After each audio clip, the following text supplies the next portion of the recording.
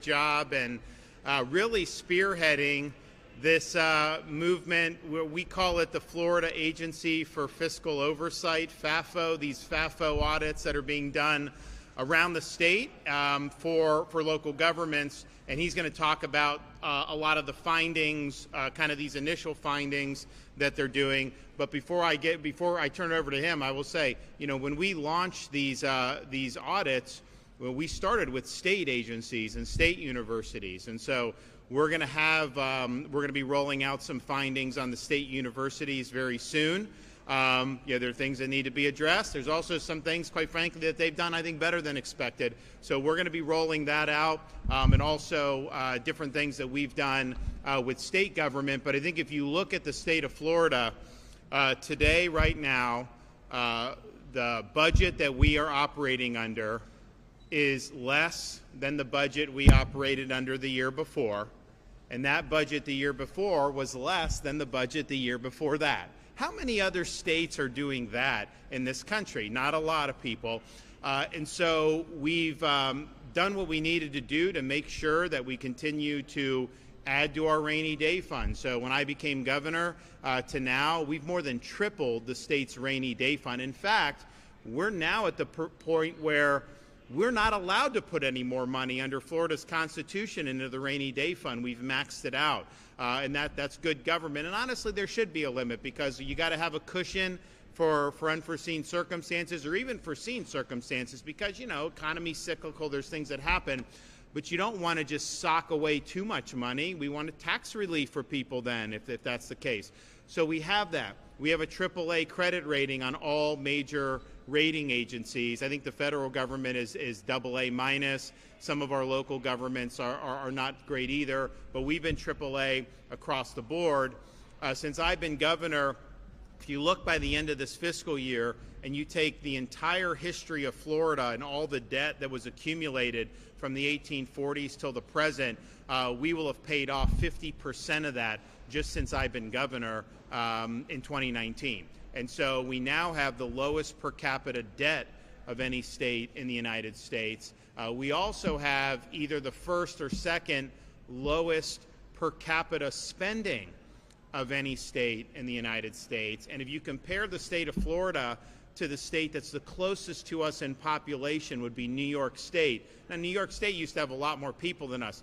We've got about 4 million more people than New York State now, and perhaps even that will even grow more if they elect this guy mayor in November. So we'll see what happens. But we have millions of more people than New York State, and yet our state budget is less than half of the budget of New York State. Yet, are their roads better? Absolutely not.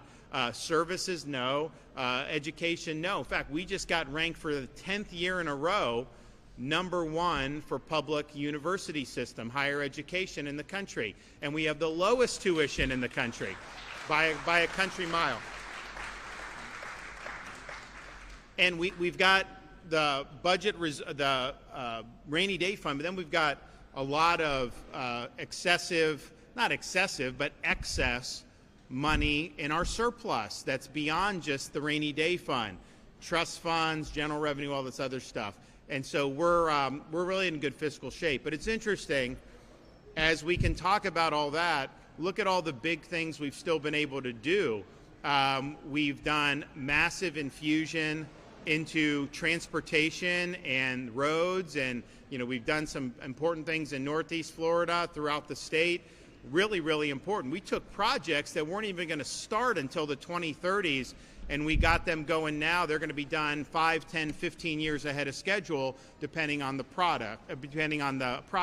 And that's taking some of the surplus and applying it in ways that I think are smart. And if you also look, the debt repayment, we've saved a lot of money on interest costs, because we're retiring the debt at a discount, foregoing having to pay interest over a longer term, and that's more money that goes back in. You look at what we've done on education. Our public universities, part of the reason we have the lowest tuition is because we've provided significant funding for our universities. We've now done over $3 billion for K-12 just for teacher pay.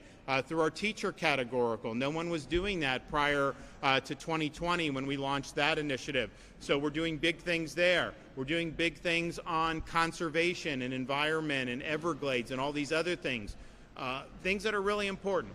So we're doing all those things, and we're doing major tax relief. You know, we don't have income tax, and we will never have income tax here.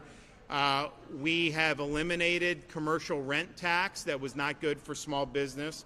We have made sales tax holidays permanent. So now disaster response, disaster preparedness, that's tax-free year-round, those supplies. You just go get what you need. We have permanent back-to-school sales tax holidays where you can load up on those supplies. We just did a Second Amendment tax holiday, sales tax holiday, in effect right now. Knock yourselves out with the ammo and anything you want, tax-free. So we've been able to do all those things in record amounts. I think we've done $7-8 billion just since I've been governor. So we're doing all that, and we're proud of that. We're going to keep it going. We got more in the hopper that we want to do. But you know, if you talk to folks, nobody that I've talked to is really complaining about taxes at the state level. They appreciate the tax relief. They appreciate no income tax. What they're being squeezed by are taxes at the local level with the property taxes. And if you look what's happened, and not just in Florida, this has happened nationwide. Since COVID, you've had a big increase in property values. Obviously, we've had a period of significant inflation nationwide. In Florida, it was kind of compounded because during COVID, the minute somebody was fed up with wherever they were, we were the first state people thought to come to, because we did it a lot differently and people appreciated that. And so that was another factor. So you have folks who bought a home, maybe they bought a home 10 years ago for $350,000. Now they're being told the home's worth $900,000. Well, what does that mean? They got to pay more property tax on that. Now, they didn't sell it for $9,000. They're just being told it's worth that. That's typically not how you do taxation. You know, taxation is if you do a transaction, then there may be a tax on that. But to say that you have an asset and before you've sold it or disposed of it, they're just going to tax you on a higher value, that's basically an unrealized gain.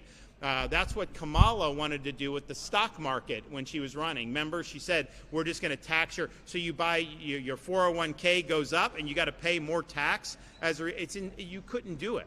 You couldn't run an economy like that. So property tax is kind of this aberration where people are hit, not even for making a transaction, just because all of a sudden market conditions have changed. Now, they're not as quick to downgrade the value of your property when the market goes down. It's kind of a one-way ratchet. But what's happened is people are having to pay more, even if you're not raising millage. They're still having to pay more because the assessments have gone up.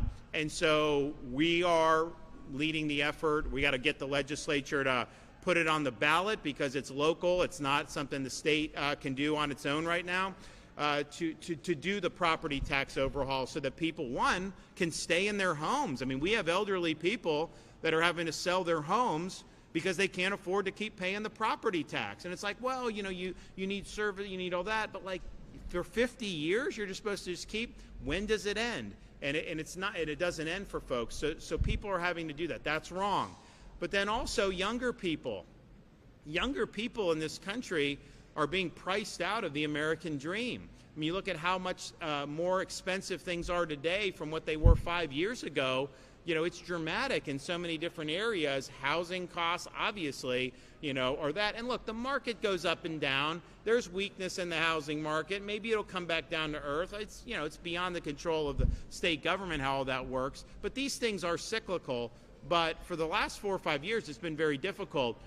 Wouldn't it be good to have young families be able to purchase a home and get relief from those property tax, so they're not having to fork over $2-3 grand a year for that? So there's a lot of positives that will come to that relief. And so people will say, oh, you know, you can never do that, you can never do that. And I think what they're showing with what Blaze is doing, with what our teams are doing, is to show, well, wait a minute.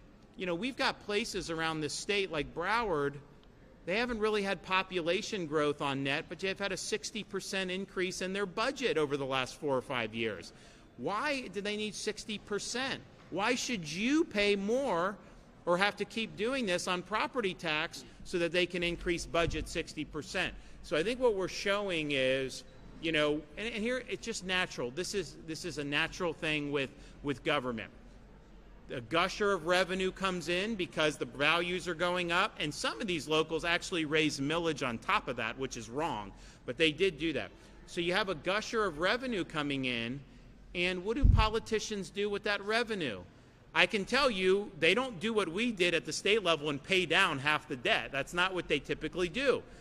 They typically spend it, and so then the spending goes up. And we don't want people to have to continue to be in this property tax situation simply to fund the increases in that. I mean, especially your personal residence, right? I mean, people say, oh, what about, like, you know, Airbnb? Fine.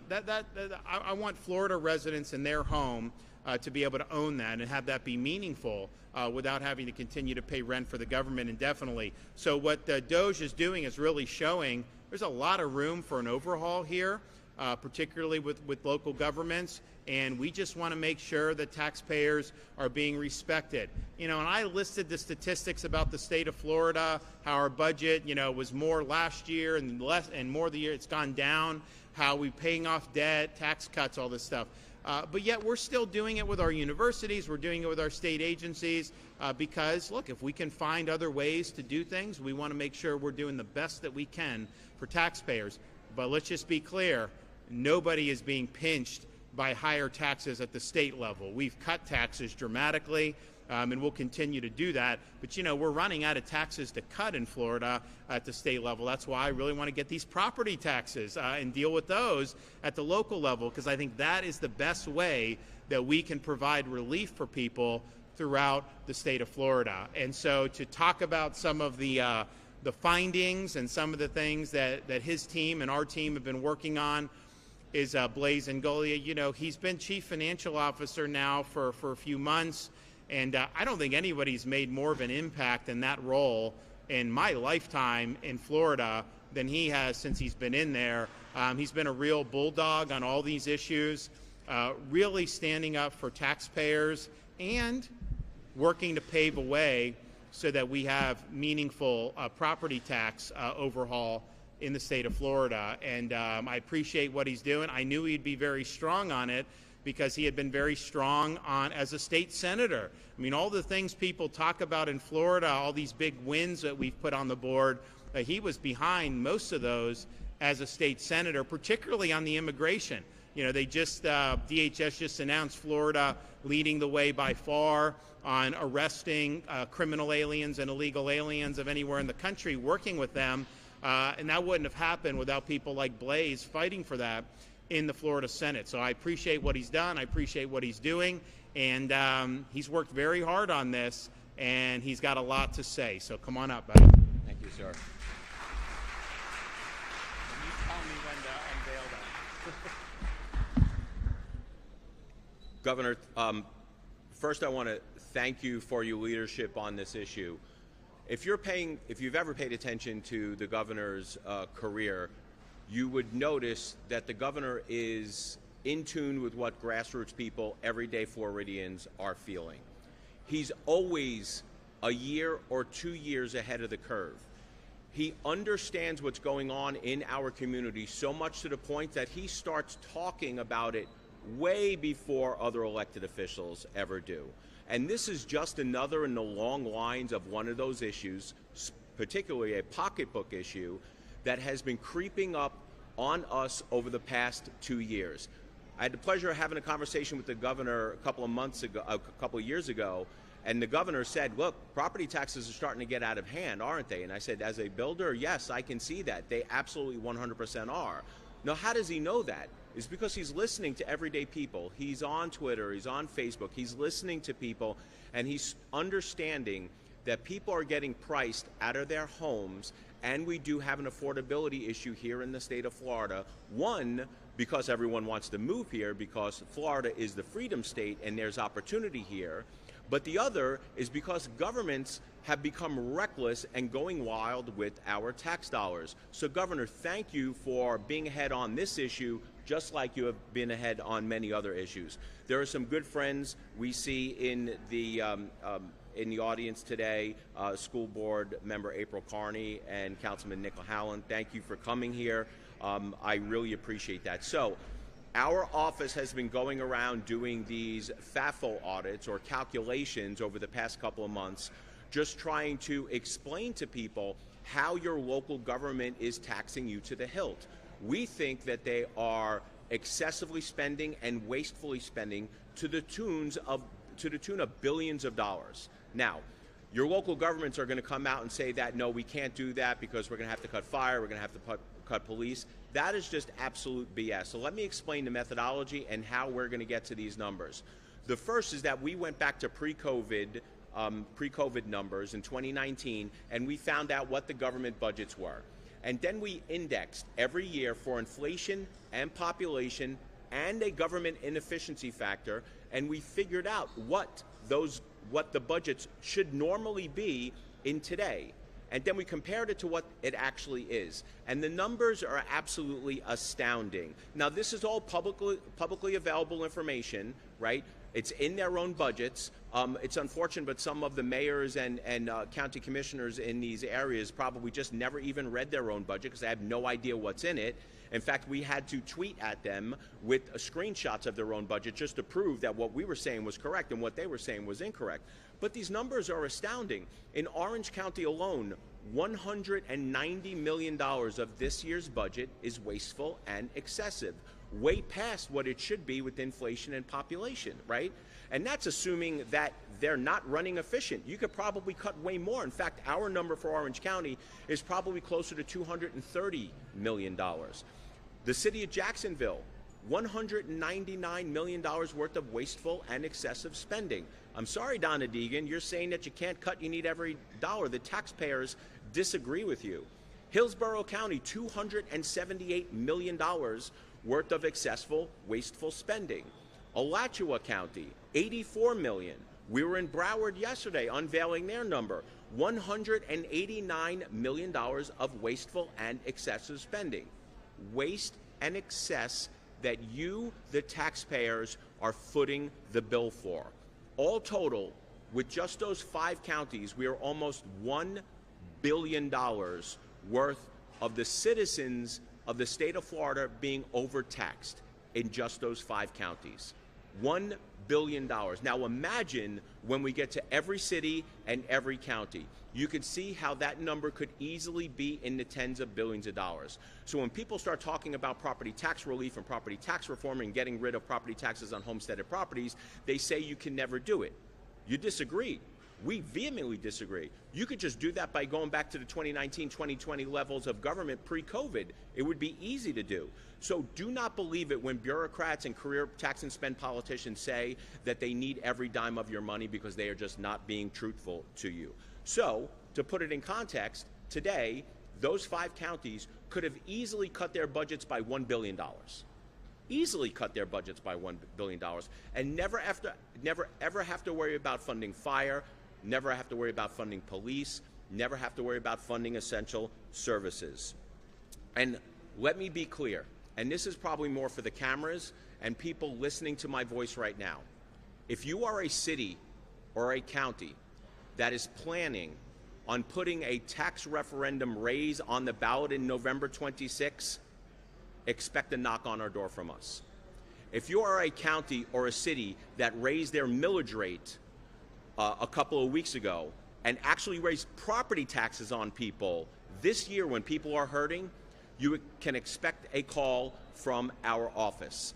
We are going to show the people in your cities and your counties just how much excessive waste, fraud, and abuse that you have, and then you can make the argument to your constituents why you raised taxes when people were feeling the pinch. But government apologists are out en masse. We have said this from day one. You're going to have people, including tax and spend career politicians on both sides of the aisle. You're going to have their allies in the liberal media writing opinions. They are going to try to give every single excuse for keeping government at the levels that they're at. There is no excuse other than expanding government beyond everyone's wildest dreams. They're going to tell you they're going to have to cut fire and police. That is hogwash. In our calculations, we account for inflation, population. We account for them hiring more police and more fire because of increased population. We account for raises for government employees and law enforcement. We account for all of that. The number of $1 billion is in excess of all of that. They are going to say you have specific examples of people making excuses. The mayor of Orange County, Deming, said, well, we're a tourist area. This is all tourism dollars, and that's why we have to spend more. He said that a couple of weeks ago, so we pulled the data. There was actually more people, more tourists visiting Orange County in 2019 than they were last year, 2014. So they can't excuse it on tourism. And I'm going to tell everyone this. The same way last year when Donald Trump got elected, that everyone said that we have an immigration problem. And the left told you, don't believe it. Nobody cares about the issue. When the left kept on saying nobody cares about woke issues, right, what happened? They all got voted out. And Donald Trump got elected president. The left and your tax and spend politicians are as tone deaf on the issue of property taxes as they were on this issue. We are out here not only telling people that, yes, they can cut their budgets, but we are also hopefully changing behavior, because it's about time, I think, that city governments and cities and counties know that somebody is watching out for them and being a taxpayer advocate for them in Tallahassee. But here's the deal. They could easily cut your property taxes. They're choosing not to. It is a conscious choice not to cut your property taxes. Before we get into some of these specifics, I do want to talk about a couple of other things as affordability, right? We know that affordability is the issue. It's an issue that the governor and I and members of the legislature have been tackling, and we will continue to tackle, because it is an important issue here for Floridians. And local governments will speak out both sides of their mouths. Local governments are the biggest hypocrites when it comes to affordable housing and affordability issues. They will go and try to fund affordable housing, give it to nonprofits, they'll try to subsidize rents and all. The easiest way to give people an affordable house is to cut their property taxes. That's part of the payment. But they refuse to do that. They just want to subsidize others to do it. Local governments, if you want to help solve the affordability issue and make homes more affordable, cut your property taxes. That will cut their housing payments. Another last thing, there is a big difference, as the governor said, between what local governments are doing and what the state is doing. This man has been tremendous, a tremendous ally to the state of Florida when it comes to taxes and holding government accountable. Not only have we socked away money year after year in the rainy day fund so we can go out and rebuild our communities after hurricanes, build the roads faster and quicker and better than ever before. But in addition to that, every year in the legislature, I was in the legislature for 10 years, we used to sit around and think of ways that we can give back the money. We're always looking to cut taxes. Every single year, we file what is called a tax package, which is tax cuts for everyday hardworking Americans. Ask yourself this question. When was the last time your local government offered to cut their tax packages? So to cut your property taxes. So let's go into a couple of specifics. Now, I'm going to preface this by saying this is not all the waste, fraud, and abuse. There is waste, fraud, and abuse at every corner of government. All you do is have to go and look and find it, and you will find it. What we are going to show you today are some of the ridiculousness that we've seen in terms of local governments spending your tax dollars unwisely. And hopefully you will see that after we show you some of these ridiculous examples of wasteful spending, you will know that those numbers of $1 billion, the $190 million, the $199 in Jacksonville are true. Because I'm telling you right now, they are not being good stewards of your taxpayer dollars. One thing I wanted to notice, there she is. Miss Donna Deegan. It's kind of funny because Donna Deegan, Mayor Deegan, said that this was not an example of wasteful spending. Remember when I said when people were tone deaf to what actually is? This is just a stark example of tone deafness.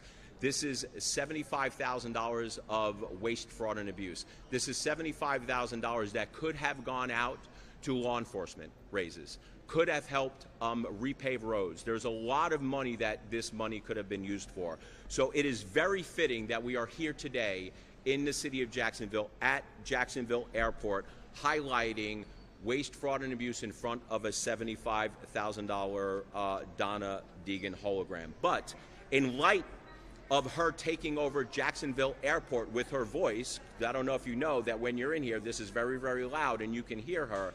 So in light of taking over Jacksonville Airport with her voice, we actually heard a rumor that Mayor Deegan is opening her own TSA agency, believe it or not. So we took the liberty of making her logo, her new logo for her new TSA agency. Governor? He's very good. This is all his doing, so TSA. Donna Deegan's TSA, taxes squandered again.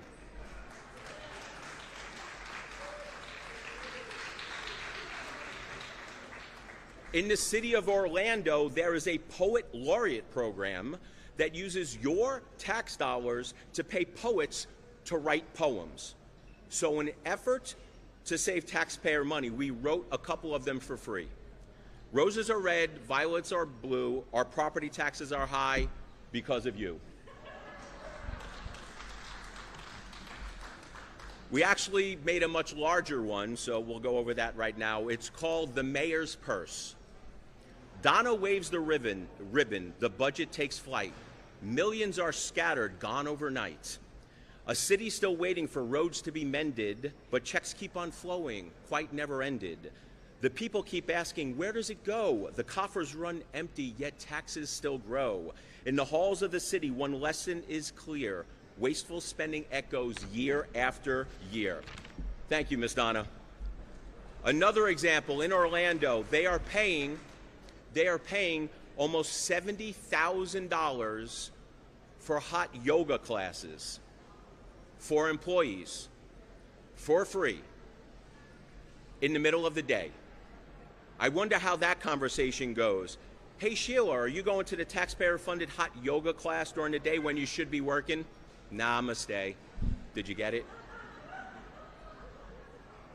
City of Orlando employees are provided with training on microaggressions and advanced energy equity, whatever the heck that means. I think it should be considered a macroaggression to hear how much of taxpayer funds are being wasted year after year in local government. The city of Orlando is paying almost $500,000 to count trees. To count trees. Maybe they're trying to find the money tree. Oh, wait, never mind. They actually found it, you, the taxpayers. On the other end of our state, the city of Pensacola, they paid almost $600,000 for a large neon Welcome to Pensacola sign. Maybe it should say Welcome to Wasteful Spending. In Hillsborough County, they provide millions in film subsidies for films that actually nobody has ever heard of. I think we should commission one for them, and we should make it a rom-com, and we could call it Taxpayer Funds, a Love Story. The city of Gainesville pays $189,000 for a director of equity and inclusion. Palm Beach County, their paratransit costs tripled in the last 2 years, and the list goes on and on and on. All jokes aside, these egregious examples of wasteful spending are exactly why property taxes are rising. Your local governments are taking your tax dollars, your property tax revenue, because of increased property values, are expanding government, in some places doubling them, taking your money, wasting it. The taxpayers have had enough, and so have we. But this is what we can do about it. There's two things that we can do about it. One, you can wrap your arms and help the people who are fighting for property tax relief and help them get elected. Okay? Whether they are Democrat or Republican, we need good fiscal stewards of our tax dollars. But the ones that are tax and spend career politicians, it's up to you guys, the voters, of whether you want to keep them on. And the last thing, is that we don't have to wait for them to offer property tax relief. And with the governor's leadership, with what we're doing in the legislature and the legislative leaders, we're going to offer true property tax reform that will appear on the November 2026 ballot. Governor, thank you for your leadership. I'm happy to continue this mission with you.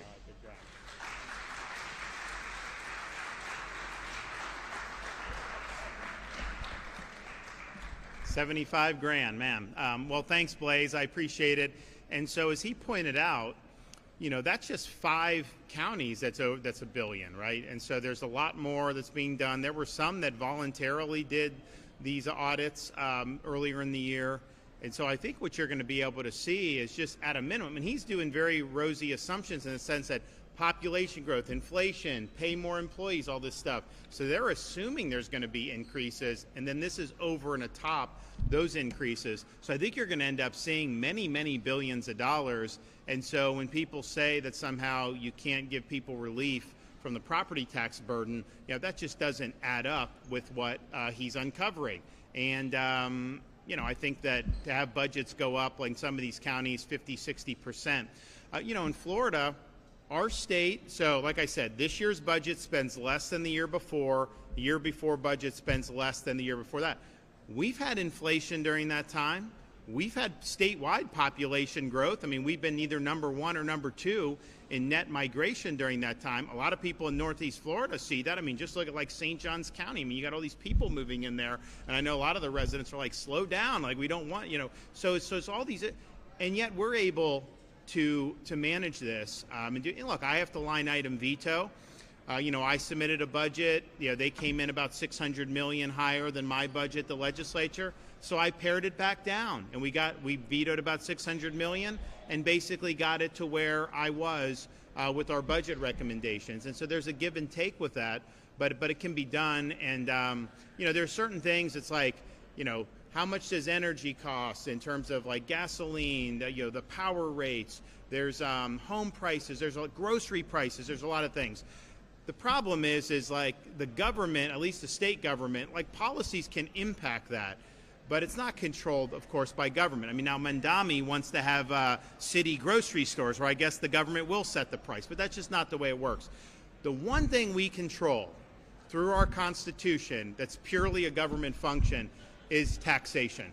And in this case, local government's ability to tax you on your personal residence. And so that's what we're going to give major reform and relief for, and we can do it. So you'll be hearing a lot more about this over the many months ahead, but I appreciate everybody working hard. There's a lot more findings that are going to be done. And as I said, you know, we've got findings on universities that we've done, and we'll also have some findings on some state agencies as well. So I look forward to working on it. And we're also going to do findings when the findings warrant it. If there's a municipality that's doing a good job, you know, we want to be able to highlight that too. And it could be a blue city that could potentially be doing. We're not going to. We'll give you credit. And I know that there are red areas that have spent way too much. So this spans. It's all about the taxpayer, and it's all about identifying the overspending. But if a place is doing a good job, you know, they deserve to be recognized for that, and we will do that. Okay. Do we got any questions? Yes. So, you know, on the one example, obviously, you gave a hologram here in Jacksonville. You said $75,000, but an estimated overspending of $199 million. That's about 0.4% of that estimate. Do you have any other examples of wasteful He's spending? got a lot of examples. Yeah, he does. But I think the point is not to just do, you know, exhaustive examples per se. He can do that. He can do more. I mean, I think he's willing to do. I got a whole list that I was looking at yesterday in the office. But I think the overall thing is, where were we with these budgets 4 or 5 years ago? Even if you program in population growth, even if you program in rising costs, even if you program in pay and salary and benefit increases, even if you program in, which Blaze is doing, you still have spending on top of that. Now, if they can point to, hey, that's spending that if we didn't have that, you know, you'd be in a world of hurt, then they should do that, right? I mean, that's a fair argument to make, but I don't think a lot of them are making it. They're basically just saying we have no other choice. And when you hear some of the explanations, like the tourism in Orlando, it's not as high as it was pre-COVID. I mean, it's higher than it is in a lot of other parts of the country, but not higher than pre-COVID. So, okay, so if that's your justification, why were you able to get away with a budget less than that 4 or 5 years ago? Of course you can do it. Of course you can. So the question is, you know, what are we trying to do? And I think one of the main things we've got to be trying to do is to give relief to our Florida residents in their property taxes. It's important, and we can do it. Yep.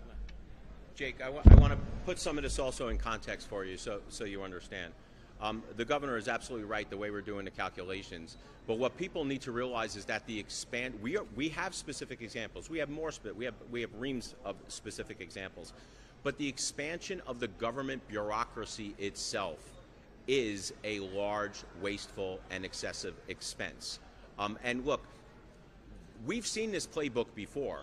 We've seen the same thing happen in the mid-2000s, where property taxes went up, property values, property taxes went up, governments expanded, they were crying poor, and they told everyone that they couldn't cut or they would have to lay off the police and fire. They came out with these sob stories saying that you're going to call 911 and nobody's going to show up. So let's fast forward and see what happened, right? Well, in 2010 or 2012, we got an additional homestead exemption. But something also happened at the same time. For the first time in the history of the United States, property values actually went down. So local governments were faced with a with a revenue cut off of an additional homestead exemption. At the same time, valuations went down. They survived. No one got laid off. Nobody police, nobody at fire got laid off. So them coming out and saying that they can't cut anything is just hyperbolic nonsense, because we've seen this playbook before.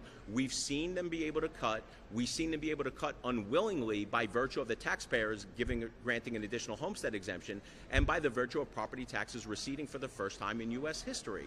They're going to be fine. The taxpayers are the ones that are not fine right now, and I'm always going to side with the taxpayers over big government. Well, in the state of Florida, I mean, we have the lowest number of state employees per capita in the United States of America. And, you know, you can say what you want, but is there another state that you would trust more to respond to a hurricane? Is there another state that you trust more? I mean, we rescued people from Haiti, for Pete's sake. In 2024, we rescued people from the Middle East. I mean, we've done a lot of stuff above and beyond what most people would think would expect government to do. And we're happy to do that, but we're doing it with a small footprint. So that can be done, and we want to make sure that that's kind of the expectation. Yes, sir. This question is for either you, Governor, or Chief Financial Officer. You know, Florida's been reported $200 million from the Department of Emergency Management funds on Alligator Alcatraz with the hope it'd be reimbursed by the federal government. With the federal government's current shutdown, does that impact your timetable for when the state will be reimbursed by those funds? Can someone repeat that? I couldn't hear all that. Did you guys, okay, anyone? So, you're talking about the federal shutdown? Yes. So let me try again. Florida spent a reported $200 million on Alligator Alcatraz from the Department of Emergency Management funds. With the federal government shutdown, does that impact the timetable for when the state will be reimbursed or expects to be reimbursed? No. So, you know, it's interesting. We rolled out, so we've got the Baker County facility too, which is doing incredibly well, and we've got the one at the Dade Collier Airport in the Everglades. And people are like, oh my gosh, it's going to cost so much money. And I said, no, we're actually going to get reimbursed because we're helping, you know, with this mission. And then they sued us, and they found a judge, and we knew we were going to lose in front of the judge. And then, oh my gosh, the media was giddy. Oh, it's done. And then I said, no. It's going to continue to go, and sure enough, you know, that's where we're at. It's going, it's operational. Friday in Tallahassee, DHS came, and they already are issuing massive numbers of reimbursements, tens of millions of dollars already. So this is all in the kitty. We know that, and honestly, like I was doing some event a couple weeks ago, and Tom Homan was like, submit those reimbursements. He's like, we've got a lot of money. We want to get you guys reimbursed. So that'll happen. I do think the immigration, you know, when they say the government shuts down, it really doesn't shut down, right? I mean, it's like non-essential shuts down.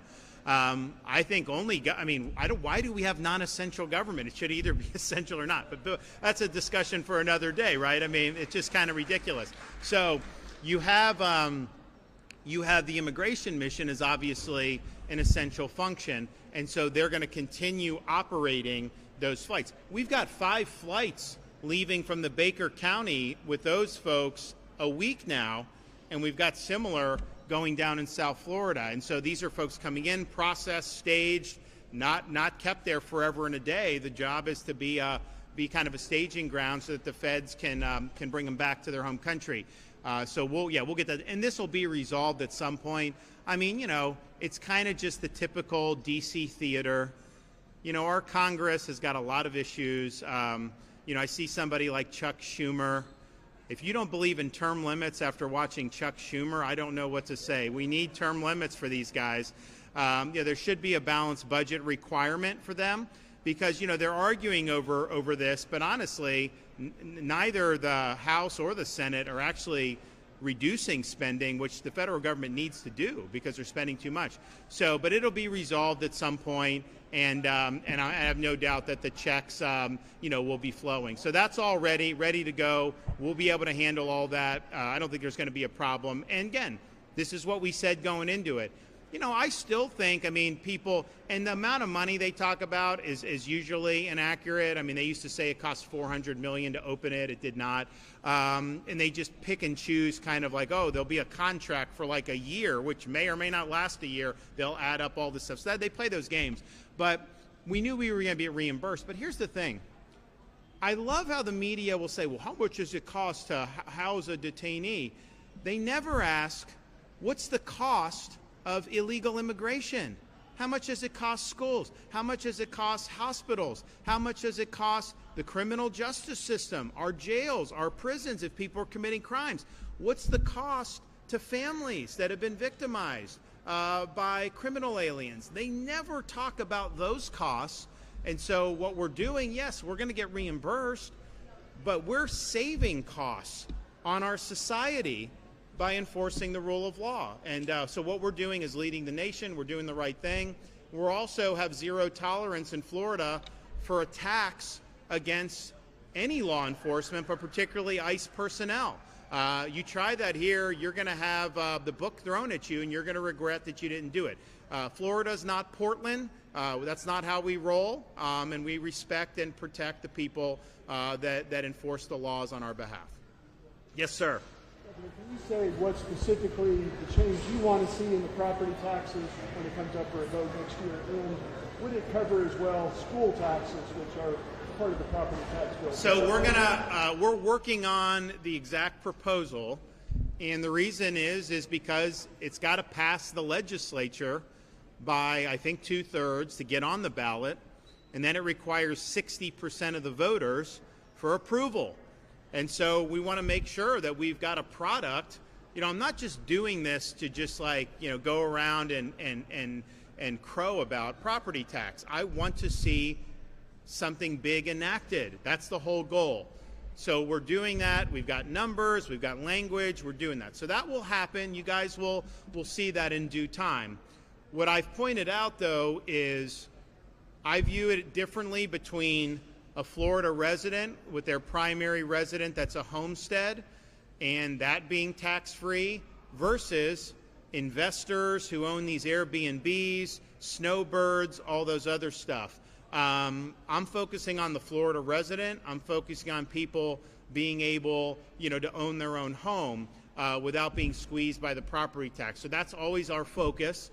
And not only that, it's like, okay, these local governments that tax, they tax Airbnb, they tax the snowbird properties, they tax commercial. I think there should be protection to say, okay, if you're doing that, then you talk about schools and police, you should only be able to spend on police, fire, schools, and the things that matter. Don't let them tax, even a snowbird, don't tax that and spend it on this, okay? Don't tax it and spend it on dropping $200,000 for an equity officer. Do it for schools, do it for law enforcement, do it for fire.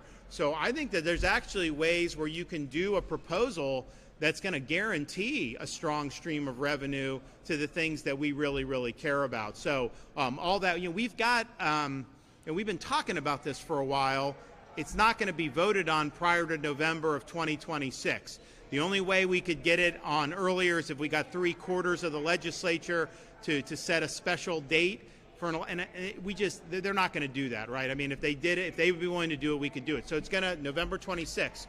So we really have to get it passed and on the ballot, prior to the primary cycle being done in August. And so I'm not saying we're going to wait that long, but we could potentially have a special session on property tax right in the middle of the Republican primary season in July or August. Imagine that. I don't think a lot of these guys would want to vote the wrong way then.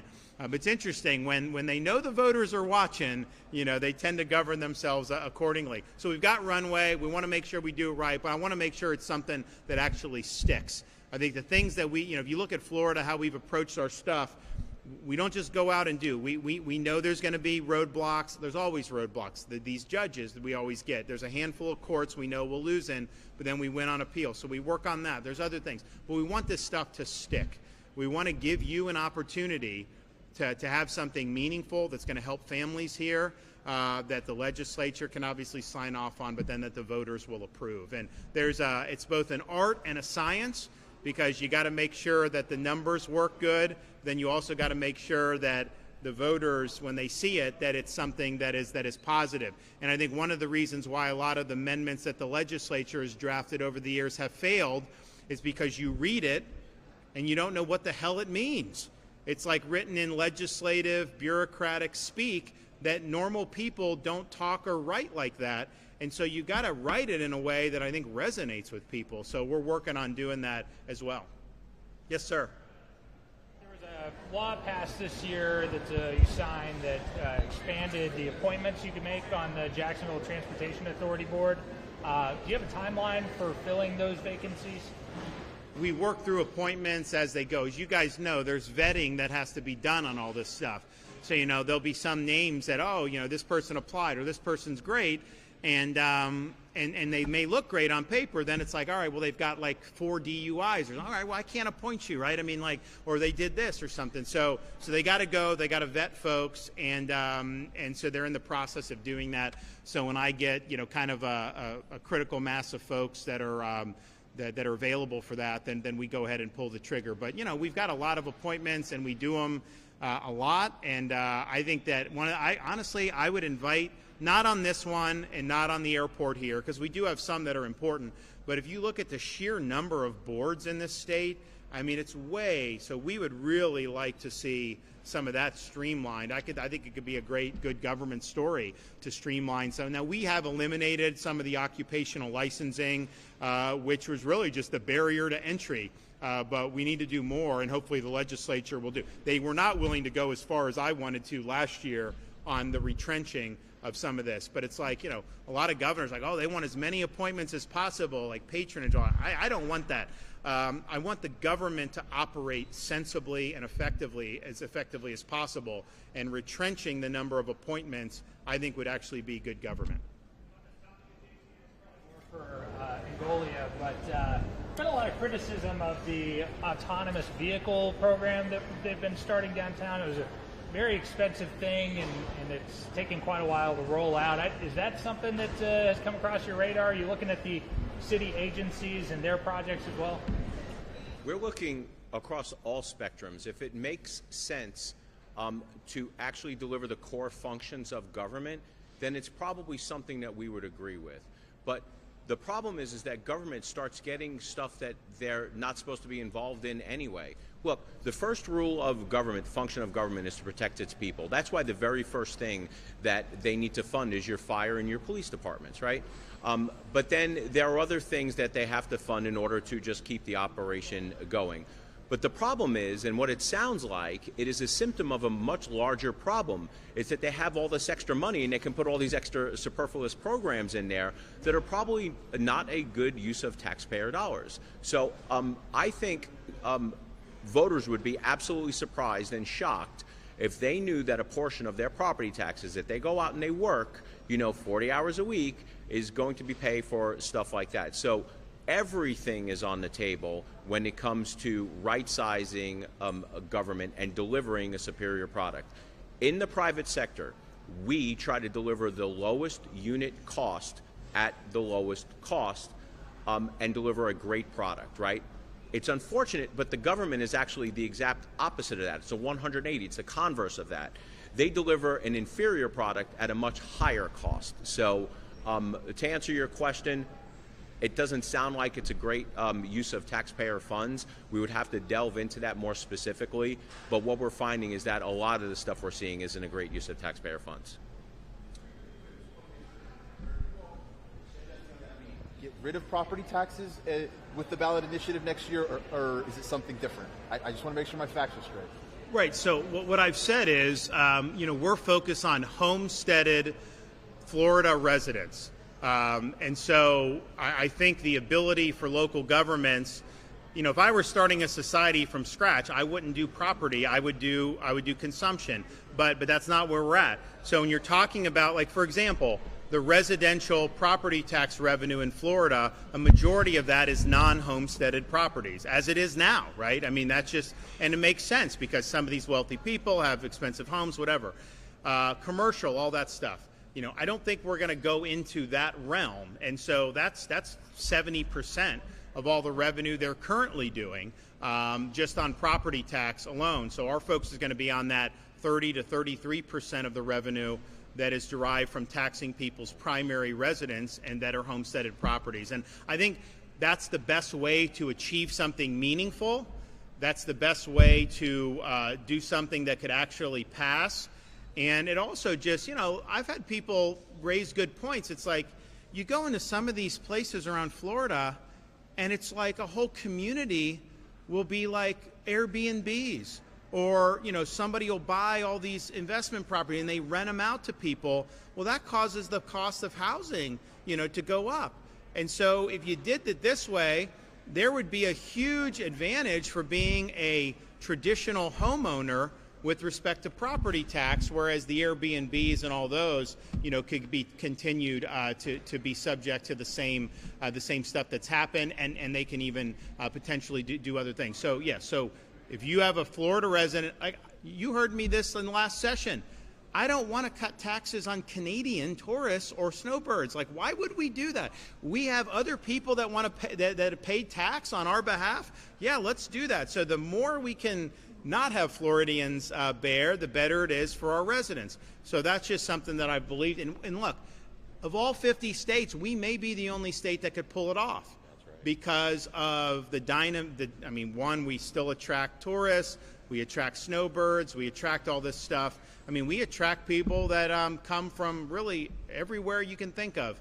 And so we have an ability to, I think, have this really diverse tax base where all these governments can still do the basic things. I have no doubt about all that. So stay tuned.